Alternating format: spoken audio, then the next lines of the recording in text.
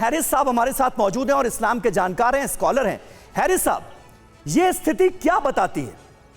और ये जो जड़ता आ चुकी है तमाम नियम कायदों को, कानूनों को लेकर और हिजाब को लेकर, इसे क्या कोई जस्टिफाई कर सकता है क्या? आज 21वीं सदी के इस दौर में, वो भी ईरान में नहीं, अमेरिका की धरती पर यह कहा जा रहा है एंकर से कि आप स्कार्फ पहनिएगा, हेड स्कार्फ लगाइएगा, हिजाब पहनिएगा, तभी आपको इंटरव्यू दिया जाएगा। देखिए, ये बड़ी अजीब बात है कि हम अपनी चीज को किसी और पर थोपने की कोशिश करें। ये तो बहरहाल मुझे लग रहा है कि बहुत ज्यादा है कि वो ये कह रहे हैं कि हम इंटरव्यू ही नहीं देंगे। लेकिन मैं इसको दूसरे नजर से भी देख रहा हूँ। यूरोप में, फ्रांस के अंदर सड़क पर चलने वाली औरत अगर हिजाब लगा लेती है तो इतनी परेशानी हो रही है। और जाहिर सी बात है, एक राष्ट्रपति भी अगर ऐसा कह रहा है तो मैं समझता हूँ ये उसी तरह का एक अप्रोच है। अपने मुल्क में देखिए, अगर औरत हिजाब पहन करके क्लास करना चाहती है तो हम परमिशन नहीं दे रहे हैं। ये सब के सब हम इसको एक परमिशन नहीं दे रहे तो उसकी वजह है ना, क्लास में यूनिफॉर्मिटी की जरूरत है ना। यूनिफॉर्म बच्चों को मैं आपको बता दूं, यूनिफॉर्म का जहां तक ताल्लुक है, ये मुल्क हर धर्म की भावना ना है, अपने अमल की इजाजत देता है। ये हिंदू मुस्लिम के हम बाल नहीं काट सकते हैं तो मुस्लिम औरत अगर जरूरी समझती है हिजाब पहनना तो वो भी नहीं छोड़ा सकते ना।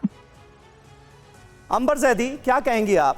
मतलब जो कुछ दिखाया गया उसको गलत भी मान रहे हैं, लेकिन कहीं ना कहीं जस्टिफाई करने की कोशिश भी साफ तौर पर नजर आ रही। देखिए, सबसे बड़ी प्रॉब्लम यही है समीर भाई कि जो मंकी बैलेंसिंग की जाती है ना ऐसी चीजों को लागू कराने के लिए, ये सबसे बड़ी चौंकाने वाली चीज होती है। हमारा संविधान सबको धर्म मानने की इजाजत देता है। हमारे अधिकार के साथ साथ हमारी जिम्मेदारियां भी होती हैं और साथ ही साथ जो सेक्युलर इंस्टीट्यूशंस के अधिकार हैं उनका भी हम उल्लंघन नहीं कर सकते। आपको नहीं चाहिए कि आपका सर खुला रहे, तो बहुत सारे स्कूल्स ऐसे हैं जहां पर हेड स्कार्फ पहना जाता है, जो कि पब्लिक स्कूल्स हैं। जामिया में ही आप जब प्रोफेसर हैरिस जानते होंगे, खतीजतुल कुबरा स्कूल है जहां पर हेड स्कार्फ स्कूल यूनिफॉर्म में शामिल है और नॉन मुस्लिम बच्चियां भी हेड स्कार्फ कर आती हैं। तो ये के अपने जो ड्रेस कोड बनाया जाता है वो सबके लिए लागू होता है। बिल्कुल हैरिस साहब, उम्मीद है आपको अंबर जैदी जो कह रही है उससे जवाब मिल गया होगा। और यहाँ पे कुछ एकदम जवाब नहीं मिला, एकदम जवाब नहीं मिला। 1912 के अंदर बोली ना, आप जरा इधर भी सुन लीजिए, आप इधर की बात भी सुन लीजिए। सिन्हा साहब, जो हैरिस साहब ने तर्क दिया उस पर तो जवाब दीजिएगा ही, लेकिन ईरान में ये जो माहौल एक किस्म का तैयार किया जा रहा है कि अगर आप हिजाब के खिलाफ बोलने सड़क पर आते हैं तो आपके खिलाफ मुकदमा दायर किया जाएगा। ब्रिटिश पत्रकार तक को इंटरव्यू देने से मना कर दिया गया क्योंकि उन्होंने हेडस्कार्फ नहीं पहना था। ये जाति है, गलत है, एकदम अमानवीय है, पहली बात। और जाहिर साहब जो बोल रहे हैं, मेरा ख्याल ये कट्टरवाद का स्वरूप पेश कर रहे हैं। मैं his excellency governor of Kerala mister Arif Mohammad Khan को कोट करता हूं, जिन्होंने ऑन रिकॉर्ड कहा है कि कहीं भी कुरान में हिजाब की चर्चा नहीं है, पहली बात। दूसरी बात, जॉर्डन के राजा जिनकी 4 पत्नियां हैं वो हिजाब नहीं पहनती। शेख हसीना हिजाब नहीं पहनती। बेनजीर भुट्टो हिजाब नहीं पहनती थी। कई देशों में औरतें हिजाब नहीं पहनती हैं और हिंदुस्तान में हिजाब का इनको बहुत शौक है और स्कूल कॉलेज में हिजाब इनको चाहिए। कल को आप लुंगी पहन के, कोड ऑफ कंडक्ट होता है, ड्रेस होता है, आप सुप्रीम कोर्ट में लुंगी पहन के चले जाइए। क्या बात कर रहे हैं आप? हैरिस साहब सुन रहे हैं आपको, बताइए। मतलब आप सुप्रीम कोर्ट में लुंगी पहन के चले जाइएगा, सेना में बोलिएगा कि लुंगी पहन के ऑफिस में आएंगे। अब सुनते हैं उनका जवाब, बोलिए।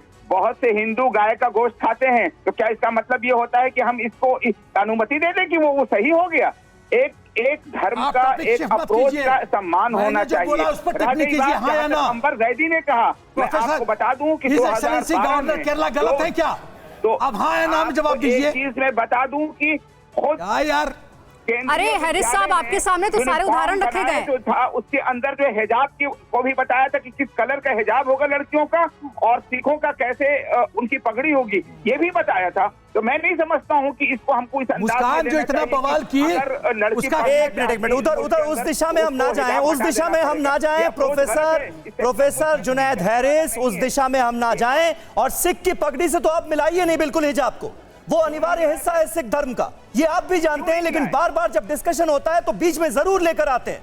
शरदेंदु जी ऐड करना चाह रहे हैं। शरदेंदु जी देखिए मेरा मानना ये पूरा डिस्कशन ही एक अलग दिशा में जाता हुआ दिख रहा है। ये जो हम चर्चा कर रहे हैं ये ईरान के लिए लागू ही नहीं। ईरान में महिलाओं को ये स्वतंत्रता होनी चाहिए कि वो हिजाब पहने या ना पहने। एक प्रोटेस्ट चल रहा है कि उन्होंने हिजाब नहीं पहनना है तो उनके अधिकार है, वो उसको मानना पड़ेगा, उस कंट्री को मानना पड़ेगा। अगर उनके यहाँ ऐसे कोई इंटरनल नियम है तो उसमें बदलाव करने की जरूरत है। बिल्कुल, दुनिया कहाँ से कहाँ पहुंच रहे हैं, हम हिजाब पे अभी अटके हुए हैं, हम नहीं पहनना चाह रहे महिलाओं। तिवारी सर आप तो थोड़ी देर पहले ये बता भी रहे थे कि ईरान में पहले ऐसा माहौल था भी नहीं। अधिकारों का सवाल है, लिहाजा इस तरीके की बातें करना कि सिख पगड़ी पहनता है या आप लुंगी पहन के फौज में नहीं जा सकते, बिल्कुल बेतुकी बातें, मैं नहीं मानता इन सब चीजों। ठीक है तिवारी सर, उनके अधिकारों की प्रोटेक्शन है। देखिए एक महिला की डेथ हुई है, कितना वाइड स्प्रेड आपका प्रोटेस्ट है, पूरे जगह एजिटेशन हो रहा है, तो मानिए इस चीज को। उनके सर ईरान में तो कुछ और ही देख रहे हैं, महसा अमीनी की मौत का दुख नहीं है, वहां पर हिजाब पहनना ज्यादा जरूरी है, यही इन तस्वीरों से नजर आ रहा है।